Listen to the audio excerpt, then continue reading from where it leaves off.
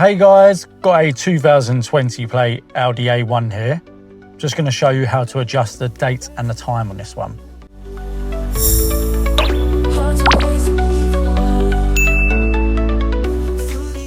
So on this one, you're going to make sure your engine or ignition is switched on. Then go to the screen in the center of the dash. Then from here, you're going to click on the time in the top left-hand corner. Then once it has this drop-down menu, click again. Now from here, you can adjust your date. So click on the date, adjust to what you need, and then press back to save.